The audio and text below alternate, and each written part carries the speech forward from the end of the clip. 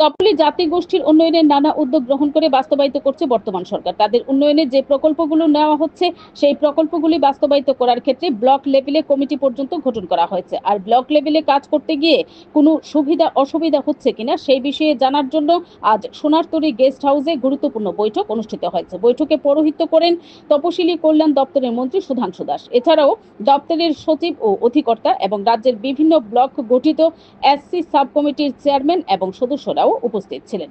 Bureau report, BTV Tripura news. Department আমাদের রাজ্যের বিশেষ করে তপশিলি জাতিভুক্ত মানুষের অর্থনৈতিক এবং সামাজিক মান উন্নয়নের জন্য প্রতিনিয়ত কাজ করে চলছে।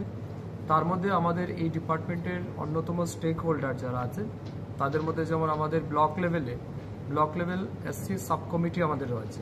সেই সাব কমিটির চেয়ারম্যান বা কমিটি যারা রয়েছে তাদের সাথে এই ডিপার্টমেন্টের এর আগে কখনো কোনো মিটিং হয়নি এবং সেরকমের কোনো কনভেনশনও নেই।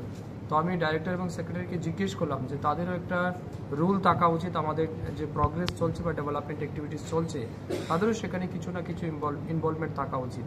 হাওয়েভার এর বাইরেও তাদের কি বক্তব্য আছে, তারা কি বলতে চায়, ফিল্ড লেভেলে তারা কি বিষয়গুলিকে ফেস করছে, আমাদের পাবলিক গ্রিভেন্স কি আছে, এই বিষয়ের উপরই তাদের কাছ থেকে আমরা তাদের অপিনিয়ন নেব। তো আজকের এই ফার্স্ট টাইম আমরা তাদেরকে নিয়ে মিটিং করছি।